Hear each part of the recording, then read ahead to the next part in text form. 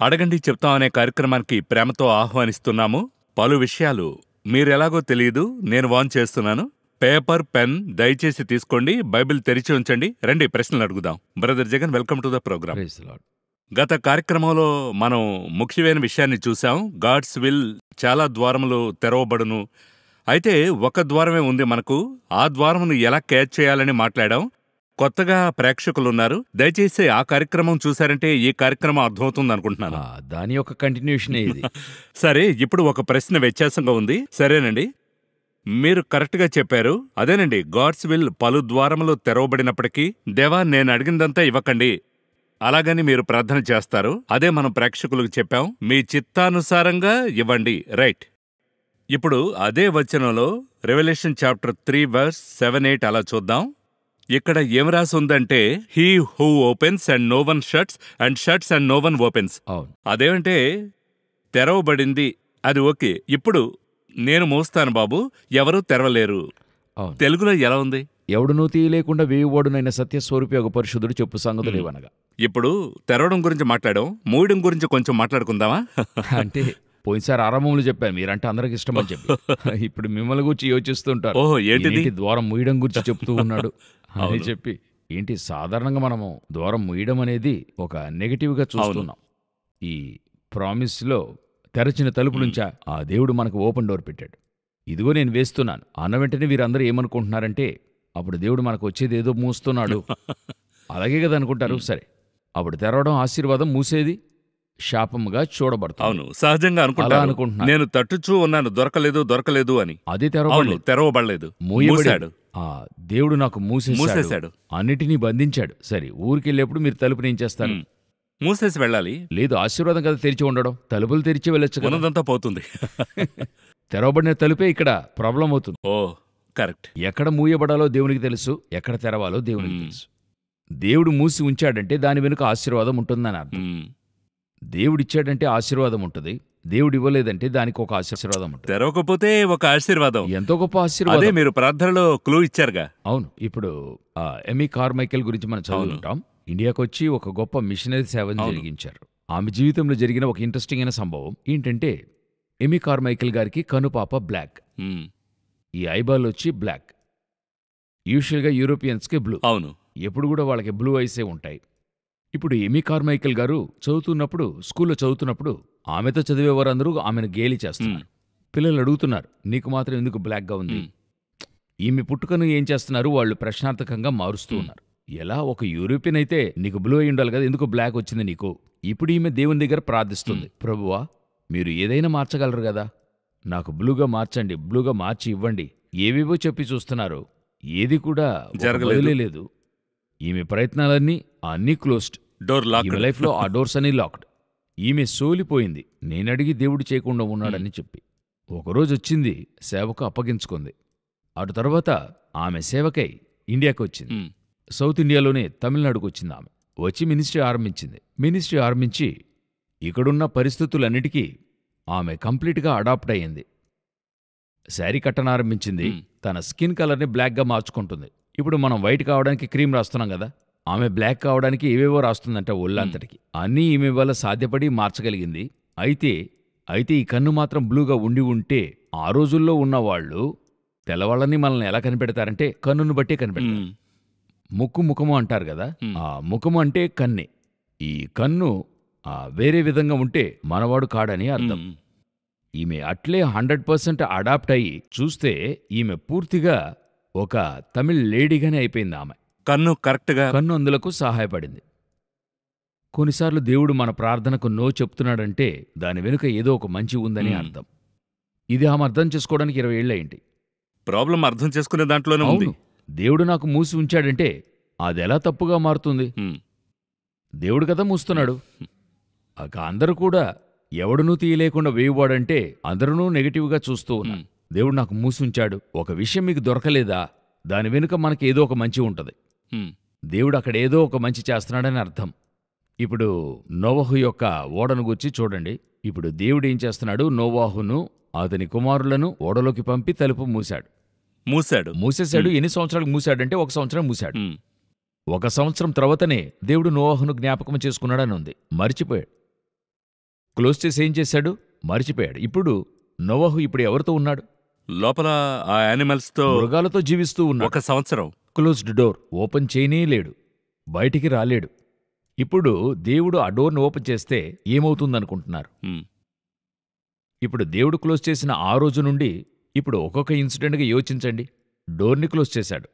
అప్పుడు క్లోజ్ చేసిన తర్వాత నీళ్లు లోనికి రావు. ఉమ్, రెండవది ఇలా మెదులుతూ ఉన్నాడు. ఉమ్, ఇప్పుడు డోర్ ఓపెన్ చేసినట్లయితే దిగేవాళ్ళు నీళ్లలో దిగుతారు. సరే, వీళ్ళు దిగరనుకోండి, ఓకే. మృగాలు దిగినట్లయితే, అయ్యో, ఎందుకంటే ఆ మృగాల ద్వారానే మరొక సంతతి రావాలి. లోకమే అక్కడే స్టార్ట్ అక్కడే అవుతుంది. స్టార్ట్ అవుతుంది. అదిను ఏంటంటే ఒక్కొక్క అవును. పర్టికులర్ స్పెసిమెన్ తెచ్చి అక్కడ పెట్టాడు జతల వారీగా. ఒక్కొక్కటి ఇవి ఎంతో అవును. ఇంపార్టెంట్. దీన్ని పెట్టుకునే మరొక వరల్డ్ తిరిగి ఆయన రీక్రియేషన్ చేయాలి. తెరిస్తే చరిత్ర మారుతుంది. అవును, ఒక జాతి లేకుండా పోతుంది. అవును. అప్పుడు ఈ డోర్ క్లోజ్ అయి ఉండడం ఎంతటి ఒక ప్రయోజనం. ఉమ్, ఈ డోర్ని దేవుడు ఎప్పుడు ఓపెన్ చేస్తున్నాడో, వర్షం నీళ్ళన్నీ ఇంకి అన్నీ రెడీ అయిన తర్వాతే దేవుడు డోర్ ఓపెన్ చేస్తున్నాడు.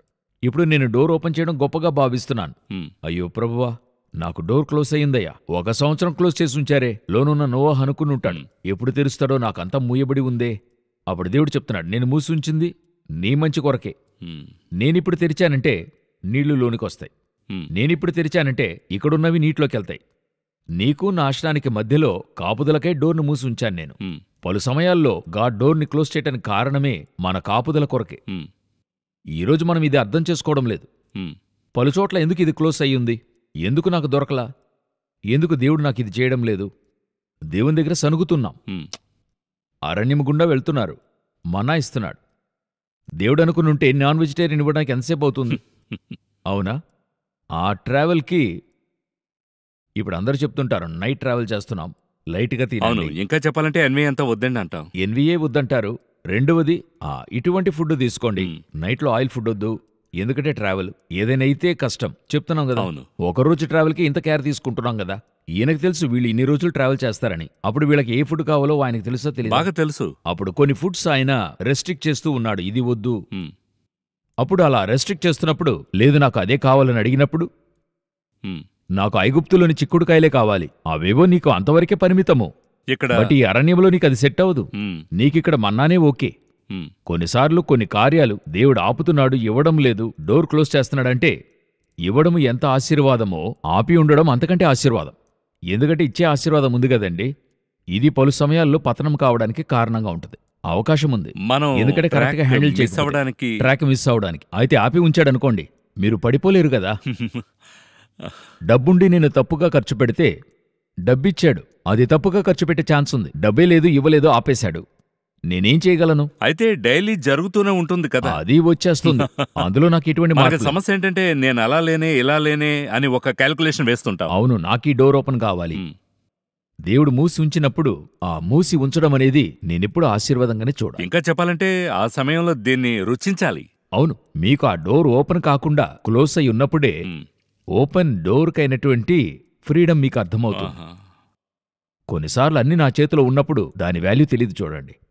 అయితే హ్యూమన్లీ స్పీకింగ్ ఆ డోర్ మీరు చెప్తున్నారు, మనం అయితే చూడండి, ఒక హ్యూమన్ ఎలిమెంట్ ఉంది, లేదు తెరవలేదు, మూయబడింది అని చెప్పిన వెంటనే ఆ అవకాశం రాదేమో అనే హ్యూమన్ ఎలిమెంట్ దాటడం ఎలా? అదే ఈ ప్రశ్న. అదే చెప్తున్నాను, మరలా చెప్తున్నా, I must know about my boss. ఆయన మేలే చేస్తాడు. నా బాస్ నాకు మంచే చేస్తాడు.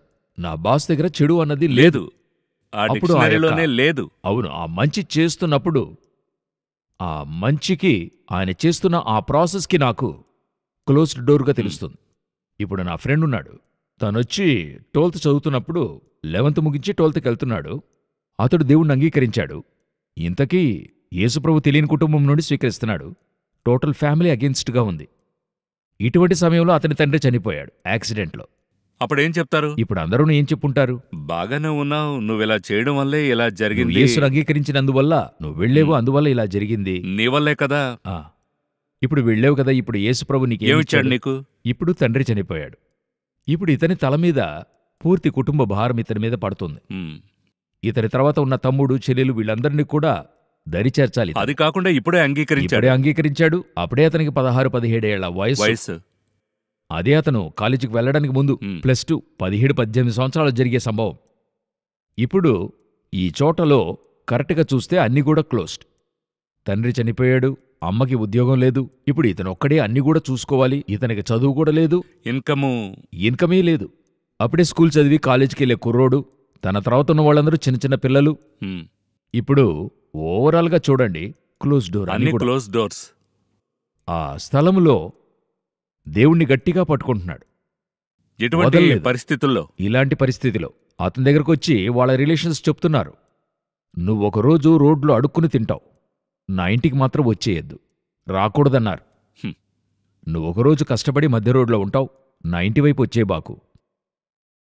అంటే అతను ఎవరింటికి కష్టపడుతుంటే నన్నొచ్చి చూడండి అని చెప్పలేదు, రావద్దని అంటున్నాడు. అయితే ఏంటి, దేవుడు అతని మధ్య రోడ్లో ఉంచలేదు. అప్పుడు ఒక చిన్న పని దొరుకుతుంది, ఆ పనిలోనికి వెళ్తున్నాడు. ప్రొద్దున ఒక పని దొరుకుతుంది, నైట్ ఒక పని దొరుకుతుంది, 2 షిఫ్ట్లు చేస్తున్నాడు. కొంచెం కొంచెం ఎదుగుతున్నాడు. ఈరోజు అతను ఒక 10 మందికి పని ఇచ్చే స్థానంలో ఉన్నాడు. 30 సంవత్సరాల క్రితం ఎవరితనితో ఆ మాట చెప్పాడో అతను ఈరోజు ఇతని ఇంట్లో నుంచున్నాడు. నాకు క్లోజ్డ్ డోర్ అనేది నాకైన పతనానికైన దారి కాదు, మరణానికైన స్థలం కాదు, తర్వాత దొరికే ఆశీర్వాదానికైనా పెద్ద డోర్ అది. తిరిగి నోవహుని చూద్దాం. దేవుడు డోర్ని క్లోజ్ చేశాడు, ఈరోజు ఓపెన్ చేస్తున్నాడు. టోటల్ వరల్డే నా చేతిలో ఉంది. ఆ రోజు ఆ డోర్ ఓపెన్ చేసి ఉండుంటే ఆ పూర్తి లోకము నోవహును వెదకి లోనికొచ్చుండేది. పరుగెత్తుకొచ్చి ఓడను పడవేసేవాళ్ళు అందరూ కూడా. కొన్నిసార్లు దేవుడు మూయడం అనేది నా మంచి కొరకై ఉంటుంది, అక్కడ చెడు ఉండడానికి అవకాశమే ఉండదు. పలు సమయాలలో ఇప్పుడు చెప్తున్నాను, దేవుడు కొన్ని చోట్ల మీరు వెళుతున్నప్పుడు కొన్ని ఆపుతున్నాడా, పర్వాలా వదులుకోండి. కొన్ని పనులు మీకు దొరకలేదు, మరొకటి మీరు ఎదురుచూడంది ఇస్తున్నాడా, మీరు ప్రయాసపడి కూడా నేను చెప్తున్నాను. అదేదో మీరు ప్రయాసపడి వేరొకటిస్తున్నాడు, పర్వాలా వదులుకోండి. కొన్నిసార్లు మీరు ఎక్స్పెక్ట్ చేసినట్టు మీ లైఫ్ కుదరదు, వేరేలా కుదురుతుంది, పర్వాలా అక్సెప్ట్ చేయండి. నాకు దేవుడు కీడు చేయడు అని మీరు తలచుకోండి, దేవుడు ఖచ్చితంగా మంచి చేస్తాడు. ఇంకా చెప్పాలంటే ఒక అడుగు ముందుకేస్తే అలా మూయబడి ఉందంటే వందనాలు చెప్పాలి, థ్యాంక్స్ గివింగ్ చెయ్యండి. ఇప్పుడు యేసుని సమాధి మూయబడింది, మంచిగా చెడుకా? యాక్చువల్గా చెప్పాలంటే చాలా గొప్ప మేలని. ఎంతో గొప్ప మేలు. ఆ సమాధి మూయబడిన తర్వాతే సీల్ వేశారు, సీల్ వేసి చైన్ వేసి అన్ని చేసి ఆ ఓపెన్లో ఉండేటువంటి ఒక విధమైన ఇది ఉంది కదా, ఆ ప్రపంచానికి అది ఓపెన్. స్టిల్ నౌ ఆ యొక్క సమాధి ఓపెన్గానే ఉంది కదా, ఆ తర్వాత ఎవరు మూసి ఉంచలేదు. అలా మూయబడి ఉండడమే ఎంతో ఇంపార్టెంట్. అలా మూస్తేనే కదా తెరవగలం. అన్ని సమాధులు మూయబడ్డాయి, ఈ సమాధులన్నీ తెరవబడాలి. అది తెరవబడేంతవరకు మూసి ఉండడమే దానికి మర్యాద. ఆల్రెడీ ఓపెన్గా ఉంటే దానికి ఏంటి మర్యాద ఉంటుంది? కొన్నిసార్లు మూసి ఉండడం వల్ల దేవుడు మేలు కొరకే చేస్తున్నాడు, కొన్ని ఆశీర్వాదాలు ఇస్తున్నాడు. అదే బైబిల్ చెప్తోంది. ఒక్కరు కూడా ఇందులో మరొక మాట ఏంటి చక్కగా ఉందంటే, ఎవడునూ తీయలేకుండా వీయువాడునైనా అని ఉంది చూడండి. ఒక్కరూ తెరవలేదు. అది ఎందుకు అలాగా, ఇదెందుకు అలా చెప్తున్నాడంటే, మీరు ఎవరి చేతనైనా తెరవాలనుకుంటారు, దేనితోనైనా ట్రై చేయాలని అనుకుంటాం. మనం హ్యూమన్ బీయింగ్ కదా. అవును, ఏదో ట్రై చేస్తూ ఉంటాం.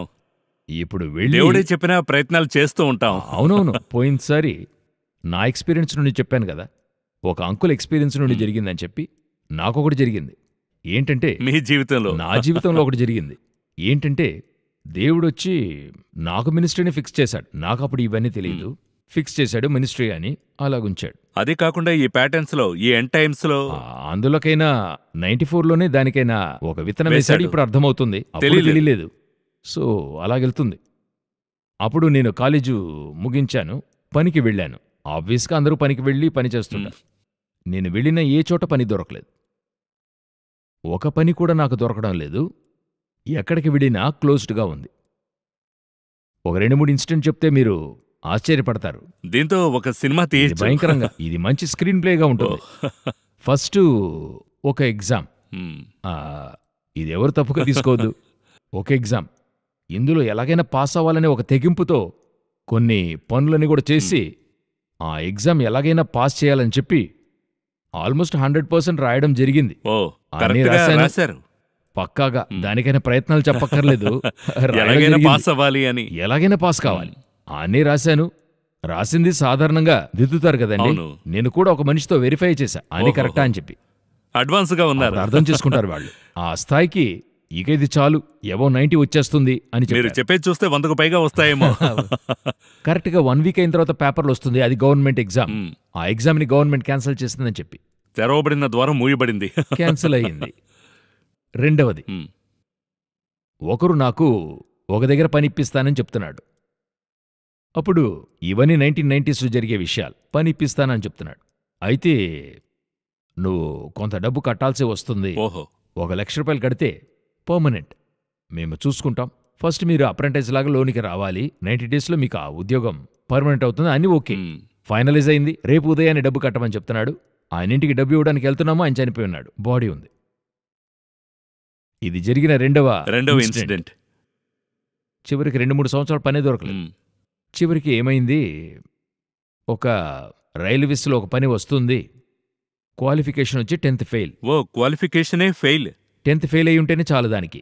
ఓహో. కలాసి అంటారు కదండి, గ్రేడ్ 4, రైట్. ఈ స్వీపర్ పని.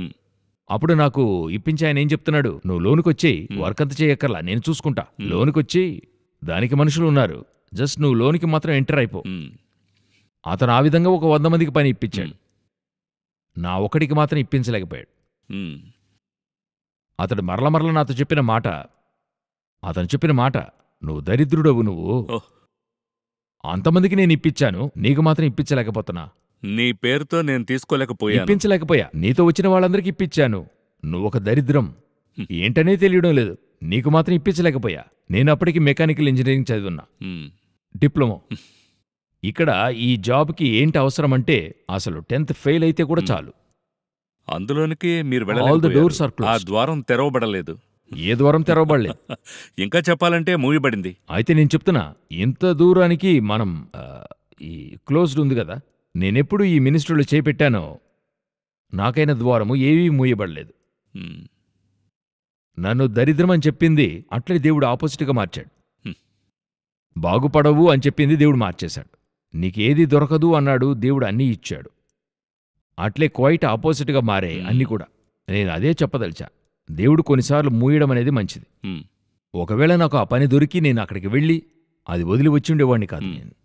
ఎందుకంటే ఈరోజు అనేక మందితో మాట్లాడుతున్నా, వారు గవర్నమెంట్ పని వదిలి రావడానికి యోచిస్తున్నారు. నేచురలే కదా. కొంతమంది ఏం చెప్తున్నారంటే, ఒక నిర్ణయ కాలం పనిచేసిన తర్వాత అటు తర్వాత మనం అది రిజైన్ చేసినా పర్వాలేదు, ఆ తర్వాత వాలంటీర్ రిటైర్మెంట్ ఇచ్చినా సరే సమస్య లేదు, నెల నెల పెన్షన్ వస్తుందని సేవకొచ్చేవాళ్ళు ఆ ఇయర్ వరకు వెయిట్ చేసి వస్తున్నారు.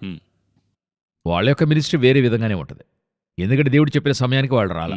ఇప్పుడు ఏది అడ్డు అని అడిగితే వాళ్ళు ఓపెన్ చేసుకున్నాడు. ఎవరు వాళ్ళు ఓపెన్ చేసింది? దేవుడు చేసింది కాదు, వాళ్ళు చేసుకుంది.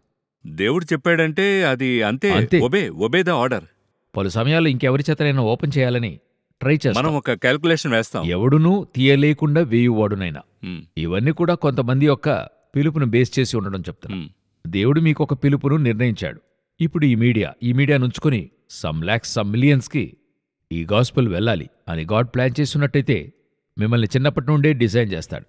మిమ్మల్ని ఎవరి చేతికిని ఇచ్చివేయడు. ఎవరికైనా అంటే ఎవరి చేతి పనికైనా ఇవ్వడు. ఎందుకంటే గొప్ప పనికి కూడా ఆయన వెళ్ళనివ్వడు. లేక వేరొక ఆపర్చునిటీ అలా ఓపెన్ ఇలా ఓపెన్ ఎక్కడ కూడా ఇవ్వడు ఆయన. మీరే అట్లే ఎంతో చక్కగా పక్కకి వెళ్ళినా చుట్టూ తిరిగి వస్తే ఇక్కడే ఉంటారు చివరికి. అవును, ఈ చోటకే కదా మనం ఆరంభంలో వెళ్ళాం. అవును, ఇక్కడికే నువ్వు రావాలి, టికెట్ తీసుకున్నావు, ఇదే స్థలానికి తిరిగి రావాలి. ఎందుకంటే హెవెన్ వచ్చి డిజైన్, కింగ్డమ్. కింగ్ యొక్క విల్లును దాటి మీరు ఏమీ చేయలేరు. ఇన్ కేస్ అలా జరుగుతుందంటే కింగ్ వదిలేశాడని అర్థం. సరే, నన్ను వద్దులు, సరిపోని ఇంకా ఏం చేయగలం, తిరగనివ్వు. కొందరి మీద దేవుని ప్రణాళిక భయంకరంగా ఉందంటే అలా తిప్పి తిరిగి తీసుకొస్తాడు. అప్పుడు దేవుడు బంధిస్తున్నాడు. అదేం చేయకూడదు, అది తెరవాలని ఫోర్స్ చేయకూడదు. రెండవది, ఎవరితోనైనా తెరవడానికి ప్రయత్నించకూడదు. వాళ్ళని పెట్టి చేద్దామా, వీళ్ళని పెట్టి చేద్దామా, వీళ్ళని పట్టుకుని సిఫారసు. నా మట్టుకు నా పర్సనల్ ఎక్స్పీరియన్స్గా నేను చెప్తున్నాను, దేవుడు చేసే దాంట్లో ఒక సమాధానం ఉంటుంది. ఆ స్థలంలో వచ్చి ఒక సమాధానానికి భంగం ఏర్పడదు, పీస్ ఆఫ్ మైండ్ ఉంటుంది.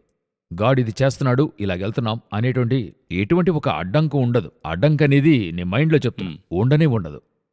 ఒక పీస్ఫుల్గా దేవుడు తీసుకెళ్తూ ఉంటాడు. ఎక్కడైనా ఒక స్థలంలో ఒక డిస్టర్బెన్స్ వస్తుంది, ఒక కన్ఫ్యూషన్ అవుతుంది, అక్కడెంత యోచించాలి, అక్కడ గాడ్ ఓపెన్ చేస్తున్నాడా లేదా అని. ఆ చోట మనం ఏం చేస్తామంటే ఎవరితోనైనా ఓపెన్ చేయాలనుకుంటాం. దేవుడొచ్చి బిలాంతో చెప్పినట్టు చెప్తాడు, 2 సార్లు వెళ్ళొద్దు అంటాడు. ఒక గాడిదతో కొట్టిస్తాడు, ఇవని దాటి నేను వెళ్తాను అన్నప్పుడు వదిలేయమంటాడు. ముగింపు ఎంతో భయంకరంగా ఉంటుంది. దేవుడు మూస్తే సంతోషించండి, పర్వాలేదు ప్రభువా ఉండనివ్వండి, ఓకే మీరు బంధించారు, అప్పుడు ఆ సమయంలో నాకు అవసరం లేనిదేదో ఉంది అనే ఒక తీర్మానం ఉంటే చాలు. దానికంటే గొప్ప విషయం మీరు చెప్పింది, నన్ను ప్రేమిస్తున్నారు, నా మేలుకే చేస్తారు, మూసింది మేలుకే అలాగనేది ఒక లోతైన విషయం. అవును, నోవహు లోనున్నప్పుడు ఏంటి 1 సంవత్సరం మూసేశాడే అని అనుకోవడం కంటే, కంప్లైంట్ చేయడం కంటే, బయట జరుగుతున్న నాశనం నుండి నన్ను కాపాడాడే. Let us stop complaining, let us trust God అనేది చాలా స్పష్టంగా ఉంది. Accept. Accept and trust. తర్వాత ఏం జరుగుతుందో, ఇప్పుడు బయట జరిగేది అంత గొప్ప విషయం, అయితే నాలోనికి రాకుండా ఈ డోర్ నన్ను కాపాడింది. సరే, ఈ ప్రశ్నలో ఒక ట్విస్ట్ ఉంది ప్రేక్షకుల తరఫున. సరేనండి, ఇప్పుడు అర్థమైంది అనే చెప్పేవారికి మీరేం సలహా ఇస్తారు? సరేనండి, ఎక్కడి నుంచి ప్రారంభిద్దాం? సరే, తెలియకుండా నేను చేశాను అలాగనే చెప్పేవారికి మీరు ఏం చెప్తారు? ఇప్పటికీ ఏం లేదు. గాడ్ ఎటువంటి వాడంటే, ప్రాణంతో ఉండగానే మిమ్మల్ని సరిచేయాలనే అవసరత లేదు. చనిపోయిన వారిని కూడా తిరిగి తీసుకొచ్చి సరిచేయగలడు. నేనెందుకు ఈ ఎగ్జాంపుల్ చెప్తున్నానంటే, మీ లైఫ్లో అన్నీ కూడా ముగిశాయి. అవును, మీరు చెప్పింది కరెక్టే, నాకప్పుడు దేవుడు మరొకటి ఉంచి ఉన్నాడు. చిన్న వయసులో మిస్టేక్ అయిపోయింది, ట్రావెల్ ఇలాగ అయిపోయింది అనడంలో గాడ్ అన్ని కూడా మార్చిస్తాడు. ఈవెన్ నౌ ఇప్పుడు కూడా చూస్తున్నారు. అంత కూడా మార్చి తిరిగి పాత స్థితికి తెస్తాడు. ఒకే దాని తప్ప. ఏంటి? ఒకదాని తప్ప. నేనొచ్చి అప్పుడు గాడ్స్ విల్ లేకుండా పెళ్లి చేసుకున్నా. ఇప్పుడు నేను అది మార్చాలంటే అలాగంత ఆయన ఏం చేస్తాడు, మీ యొక్క ఆపోజిట్ ఆ స్పౌస్ ని మార్చిస్తాడు. సాల్వేషన్ చేసి ఈ రోజున్న పరిమాణానికి మార్చిస్తాడు. పలు సమయాల్లో కొందరు ఏమనుకుంటున్నారంటే, అవును ఆ రోజు గాడ్స్ విల్ లేకుండా చేశాం, దేవుడు ఈ రోజు ఏమైనా సరిచేస్తాడా? అదే సరిచేస్తాడు, మార్చి సరిచేయడు. వీరొక క్యాల్కులేషన్ తప్పుగా అర్థం చేసుకుంటారు. తప్పుగా తీసుకోకూడదు. అది చెప్పింది కాక జగన్ బ్రదర్ చెప్పాడు అనేటువంటిది ఇక్కడ చెప్పకూడదు. కొంతమంది తప్పుగా చెప్పి టైప్ చేసి ఈ విధంగా ఎన్నో అనుభవించాను.